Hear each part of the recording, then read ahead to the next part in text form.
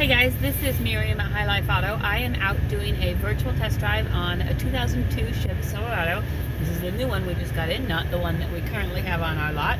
If you've never been on a virtual test drive with me, the way it works is we drive the vehicle on video, and I tell you what I see, hear, think, smell, and feel to give you the best indication of being in the driver's seat without actually being in the driver's seat. I'm not a mechanic. This is not meant to be a 182-point inspection. Rather, this is meant to be a sneak peek into how the vehicle drives and any potential issues I notice as we're driving. So we'll take a look around the car, we'll take a look at the engine bay, and then we'll go for a drive. So let's pop this hood. Okay, here's the big picture. Obviously you've got some rust on the wheel wells, you've got some rust on the rockers, and you've got this. I don't know if they threw somebody on top of the hood and they bounced off. I don't know. But there's obviously body damage there. Tires are probably 50% tread, so they're not bad. Let's see, does this have the third door? Okay, so here's the inside, and this side door opens. We'll open the other side as well when we get around there.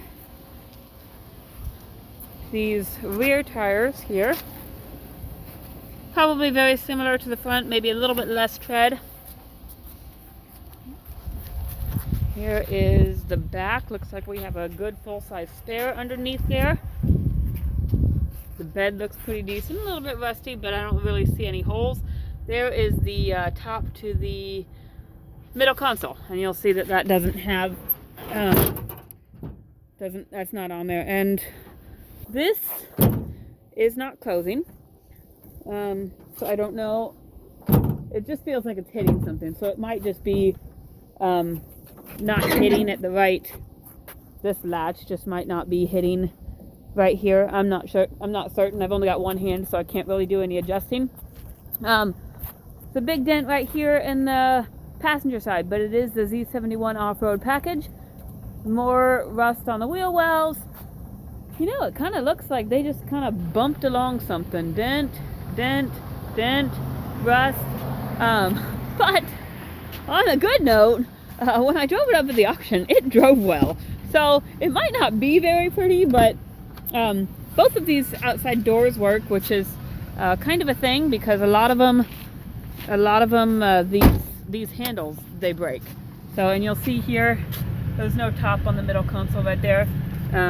So, you know, if you want it, you can get it reattached. But, so it's a little bit denty, a little bit dingy, more dents and stuff on the hood. But if you don't really care about looks, then, you know, if you're just looking for something that drives good, this might be it.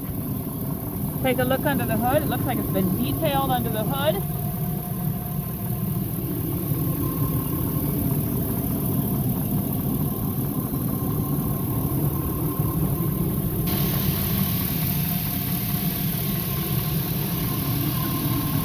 Sounds good. And what is this? Is that, I don't, for you guys who know what you're doing, I don't know, is that a normal horn? I wonder if this thing has some aftermarket horn on it. Well, now I'm gonna have to test it and find out, but it's got extra wires that run somewhere. So, this will be fun. They might have put like a train horn on this thing. That'd be cool. Okay, I've been married to Matt too long. Okay, inside. Oh, it's much warmer in here.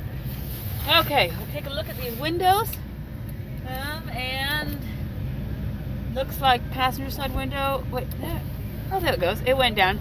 But you can also see right there the mirror is broken over there.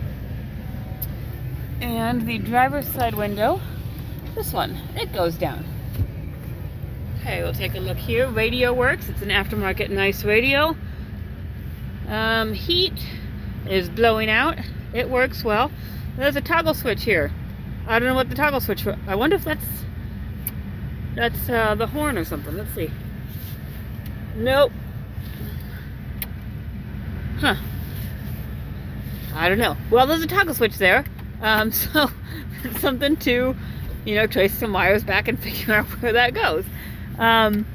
Just looking to see if there's anything interesting in any of these compartments. I don't know how this one opens. Surely it does. Okay, so we will look over here. It's got, I don't know if you can read that or not, 182,000 miles on here.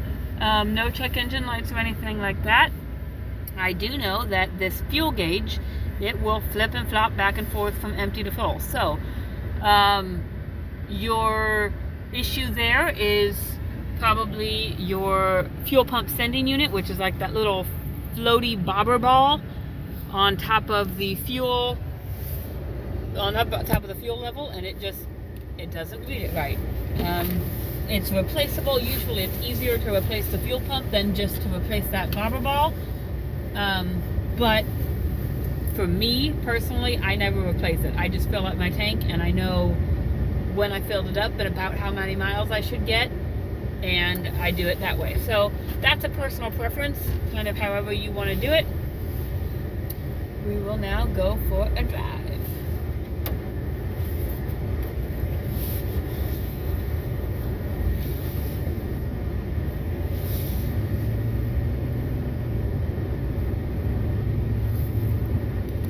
Look, I got a full tank of gas now.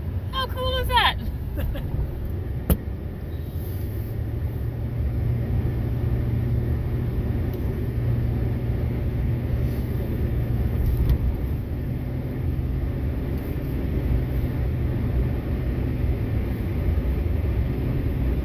This truck does drive good. It feels like it's been taken care of. I don't hear any suspension noises.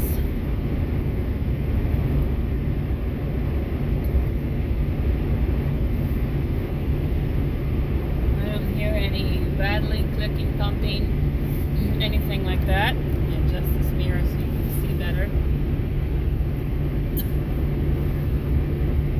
It's got plenty of power. We're going up this hill here. No hesitation, no power struggles or anything.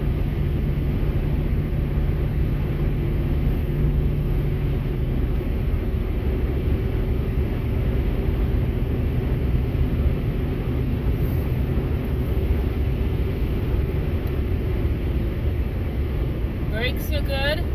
I don't feel any vibration or grinding.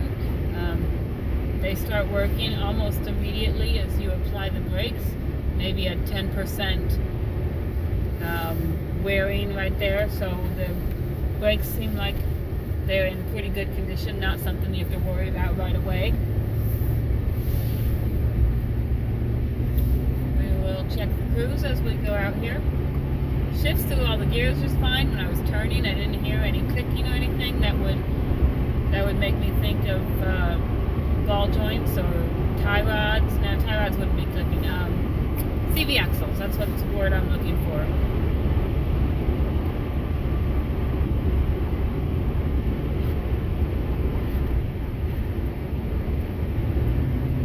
Okay, and let's figure out where my cruise is.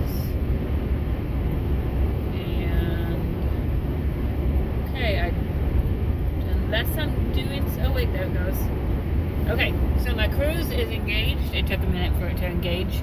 Over on the left, you can see the cruise light. It's kind of lit up, and then I'm cruising right about 42. So that works. Let me see if I can find my windshield wipers. Windshield wipers work. Turn signals work. We will get to the little gravel patch, and we'll check this four-wheel drive out. So, assuming that four-wheel drive works, looks like it's in pretty good condition. You've got, I mean, outside of the body, I mean, because the body's a little bit rough, I'm not going to lie, but hey, don't we all get a little bit rough when we get old? I mean, I'm 34, I know I've got some dents and dings and bumps and bruises and, you know, just saying. But, let's see, four-wheel drive is engaged.